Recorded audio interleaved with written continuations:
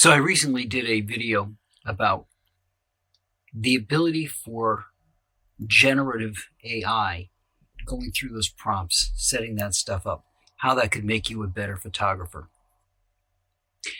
So let's dive into the basics, what you would need from that to actually make you a better photographer.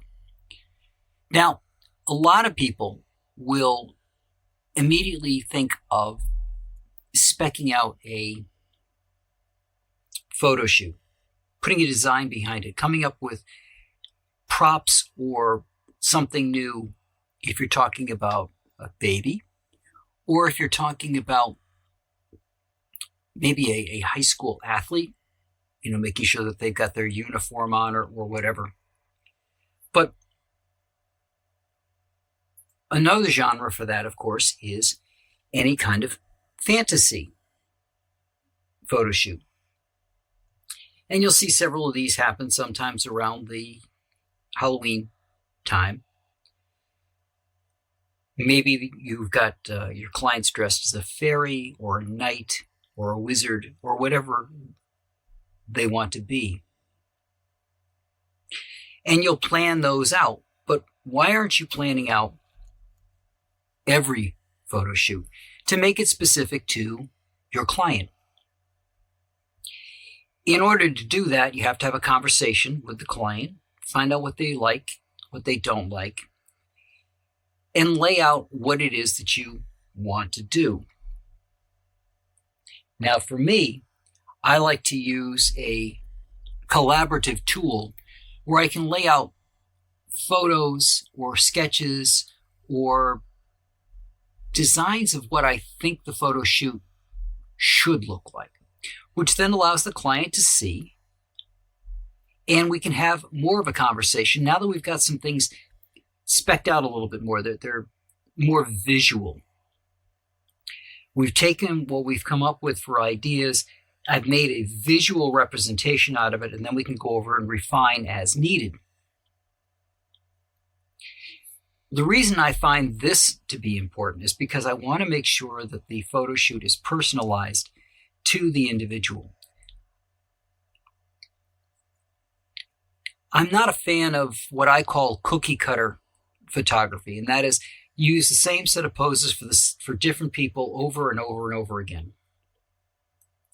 Now, if you've ever worked with a professional model, you'll notice that they go through a series of poses. If you're familiar with martial arts, it's kind of like their version of a kata. They move and stop, and move and stop, and move and stop.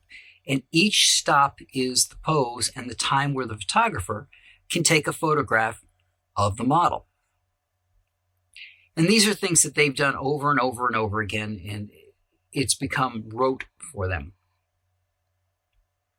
The problem with that, of course, is there's no real life to it. It's just a routine that they go through. If you look at a martial artist doing their katas and they go through all those movements, there's passion behind the movement, but there's no intent because they're not really going to hit anybody as they go through those katas. So when it comes to models going through the poses, it's the same type of thing. It's something that's specific to them, kind of. It's what they were trained to do in their interpretation of that training. But at the same time, it's not them. It's not their normal life. It's not their reality. It's just their work. So by planning out with your client, which I'm going to call the partner, you're the partner in this endeavor. While planning that out with them, you're learning about them, they're learning about you, and you're able to capture them more naturally. Now, I'm not saying you spec out all these photographs. You make this visual representation and you're going to hit it exactly. That would be boring. And that wouldn't be authentic. You want it to be in the moment. You're looking to capture the client. You're partnering with this person to capture what they're really like, to get a look into who they are, and you want to capture that on the photograph. The photograph should be more than an image. It should be more than the memory of the event. It should reflect the person before you. Your subject, who they are, should be reflected in that. And as I said, I like to use a collaborative tool to lay that out so that we can have a discussion of what it is we're really trying to do and make sure that it matches what they want. Now, the way that generative AI art ties into that is you can't generate what you want by just clicking a button. You have to go through and you have to come up with a prompt for what it is that you're looking for. And that includes a negative prompt, what you're not looking for, what it shouldn't do. By going through that over and over and over again, because you're never going to get exactly what you want the first time,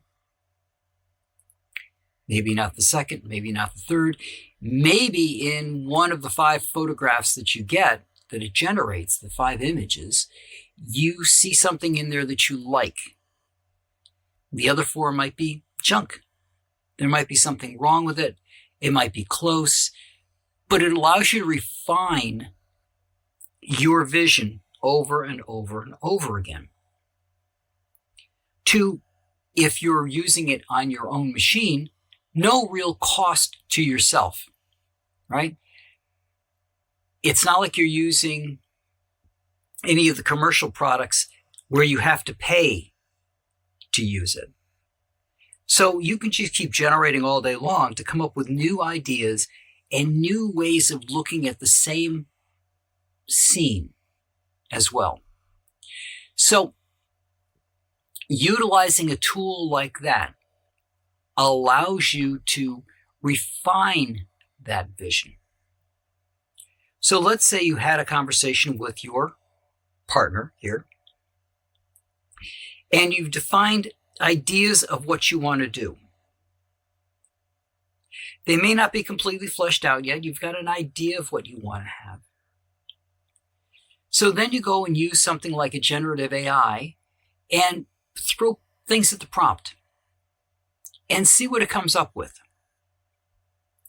You have your basic idea, and you may realize that there's things that you left out of your basic idea. For example, if you put a concept in as opposed to describing what the person looks like. For example, if you said a football player, without describing the concept, you may get nothing at all, or you may not get what you're looking for. But going into the helmet, the jersey, the pants, the shoes, that it's a full-length photograph, that it's on a particular background, etc., that the person is of a particular body type. Maybe they're holding the helmet as opposed to having it on their head because you want to get the face.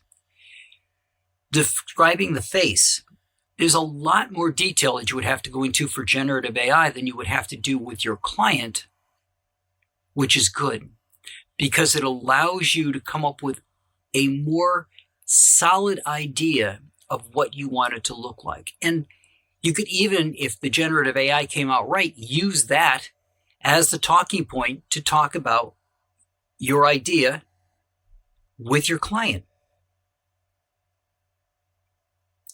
So that's what I got for you guys this week, and I will talk to you guys all next week.